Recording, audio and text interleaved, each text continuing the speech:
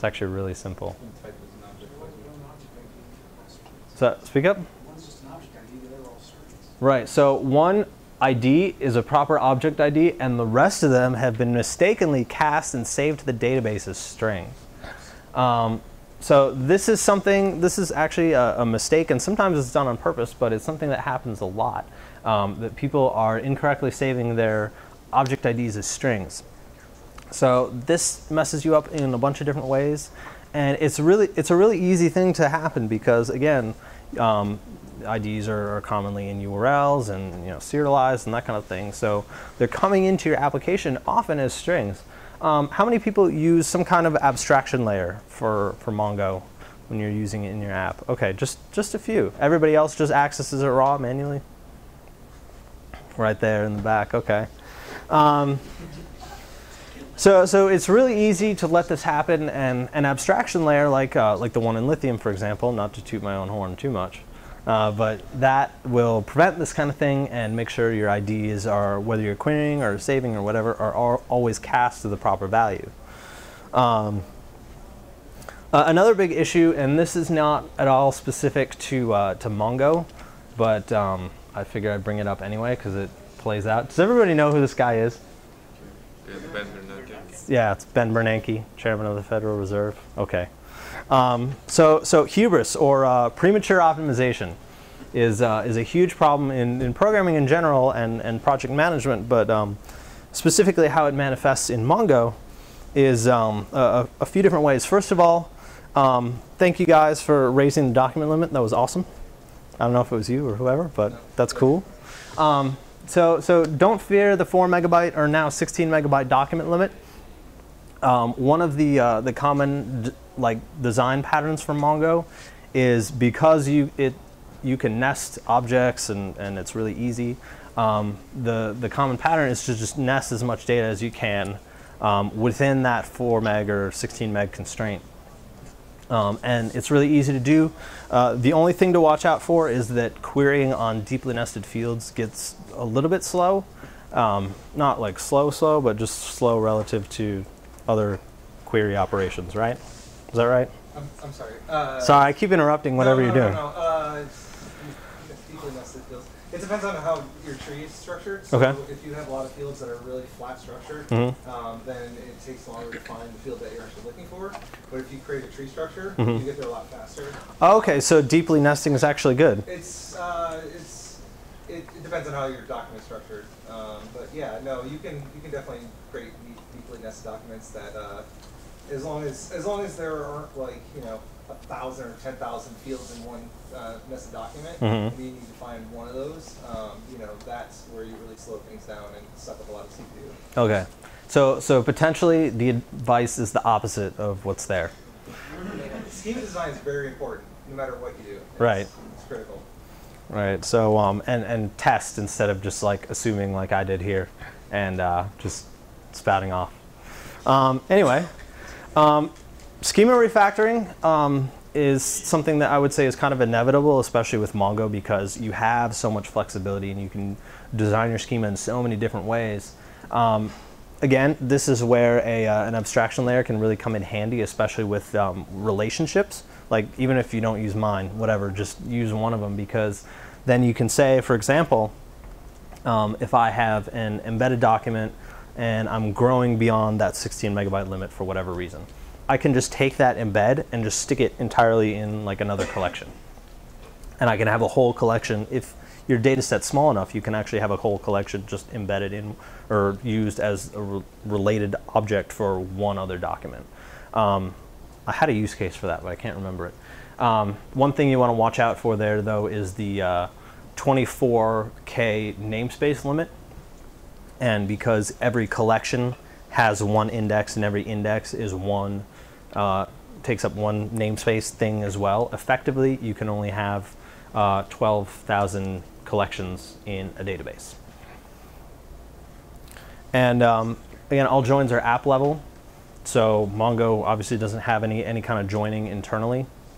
So as you start to break stuff out, you can be really flexible in how you do that. And yeah, it's really up to you. So one funny story we have from working on RevJam is that one of the tech managers decided that this 4 megabyte limit, which it was at the time, was just not going to be enough for user documents. So in our app, users can have relationships with other users since it's a social app. So embedded within the user document would be this list of IDs for other users. But I forget how we calculated out how much it would cost to store one of those IDs. We determined that each document would max out at around like 100,000 other user IDs. And it was insisted that we needed to, at launch, be able to scale beyond 100,000 people. And we didn't even have 100,000 people in the system. So even if we had 100,000 people in the system, someone would have to be friends with every single one of them. So of course, Joel and I said, you know, who cares? Well, he cared. So instead, and this is probably the most convoluted piece of hackery that I've ever done, because Cassandra is really good at doing lists of stuff, at least according to Facebook, we decided to use Cassandra to store our user relationship ID lists. How many people have actually used Cassandra? I'm so sorry. You have to design your schemas in XML. It's horrible. It was, Cassandra was just a real maintenance nightmare, and I cursed the day I had to use it. I will, commit seppuku before ever having to use it again.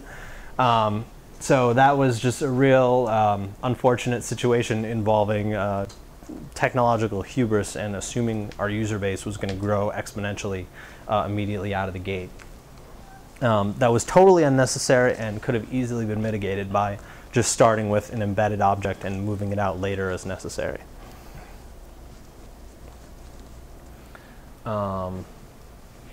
Indexes. Again, indexes are really important issue. Mongo makes them ridiculously easy. Just don't assume. There are plenty of good tools for analyzing your access patterns and seeing how Mongo accesses your data and what the performance implications are. So examine that and build your indexes accordingly. Ideally, you want to have more RAM than data, and while that's often not feasible, you at least want to be able to fit all of your indexes in RAM. Mongo is much happier when that happens, and your overall performance stays very high. Is that really true? Yeah, you definitely need to keep your indexes in RAM, but that's with sharding and parallelization of the product, you can actually scale out terabytes of RAM horizontally, so it helps. Right. So yeah, this works a lot easier with sharding, obviously. Right. So and then background indexes are kind of a savior because you can actually, if you find out that for whatever reason you launch a new function of your site or you just launch your site and it's taken off, it's really getting hit hard. And instead of having to take it offline to improve some queries with indexes, you can just kick them off in the background and maybe just take that part of your site down or do something to reduce the traffic for like a real short period of time as the index is being built instead of completely taking the site offline. So yeah, that's about it. It's kind of a short talk. Does anybody have any questions? Or any other like stuff that they want to share, stories from their own experiences building? What Yes. are some of the tools for the indexes, for analyzing the indexes? I actually didn't have to mess with that, so I can't tell you. But explain function. So you can actually write a query and then append it with explain, and it'll show you which indexes are being hit, number of documents scanned, etc.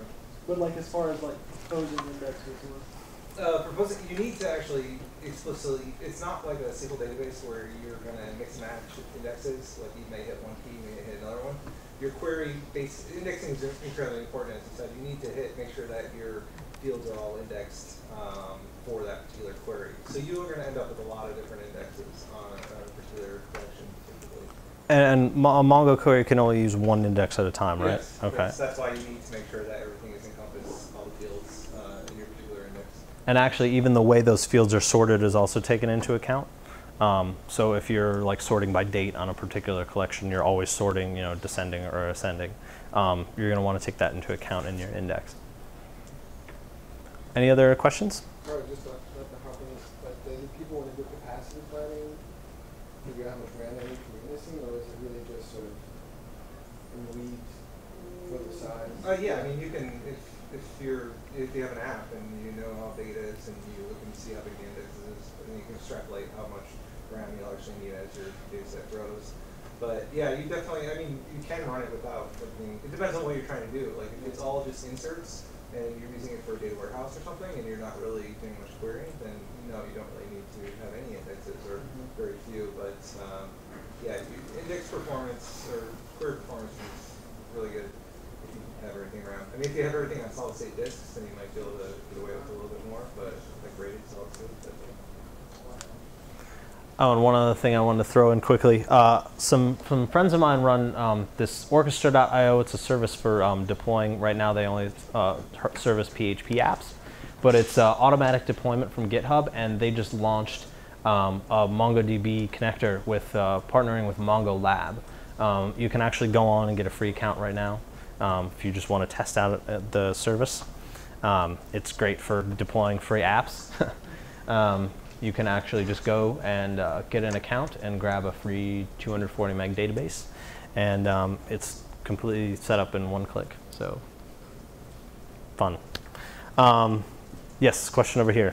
Could you elaborate on when you were talking about or you talking about having an abstraction layer when you're doing inserts versus just doing it in JavaScript? An insert versus JavaScript. Yeah, you said that using the abstraction layer was more beneficial to you. Could you elaborate on that? Yeah, sure. So we have an abstraction layer. Are you familiar with like Cake or Django or Rails or any of that? Yeah, okay. So these are all MVC frameworks, and they all have model classes. So Lithium is similar in that there are model classes which are like bound to a collection. And then within the model class, you define what the different relationships are. And our system that we're working on, you can actually say how they're related. So you can have, for example, embedded in one document, you can have an array of object IDs that point to documents in another collection. And you can tell it to fetch those based on that. You can also say, just go look in this collection based on these other criteria, and just do a search and pull in all those as related items. Or you can say, Mongo also supports this dbref object, which allows you to arbitrarily reference any document in any collection, any database on the server. So you can actually say, here's a dbref object or an array of dbrefs. Give me back all these documents that these things point to. So that's how the abstraction layer works. So in order to change that, you basically just have to go and say, okay, link based on this other thing. So that's how you can kind of be flexible with how your schema is designed, and you change where you put things and stuff like that. And that's part of the abstraction layer that makes that easy. Yes? One of the ways that we got group queries being slower was denormalizing data on insert. Okay. So we have a bunch of sellers they each have a slug. So we want to know the overlap between each of the people that follow each of those sellers. Okay. And so storing a count of the overlap on insert and updating all those records was, gave us an easier way than having to each time we wanted to get that data. So you would store, so for each slug you would store all the people following it? We would store a count, so you'd increment if you want to find out the count of overlap between two sellers, then you go to that seller, and then inside there there's an embedded collection of the slugs of all of the other sellers and the count, so you can increment those. Oh, okay. So then it's a little bit cheaper. I see. And do you decrement when people stop following or something? Okay. Oh, that's cool. Yeah, so like same standard kind of denormalization techniques that you would even use in the relational sphere. That's a good one. Do you have anything automatic that does that within your data abstraction layer, or Yeah, is it so, just? I mean, in the intersection of code where the follow happens, Mhm. it fires off all the increments or decrements. Okay, but you're still kind of doing that manually in your own data model. Right. Okay, cool. Anything else? All right, I guess that's it.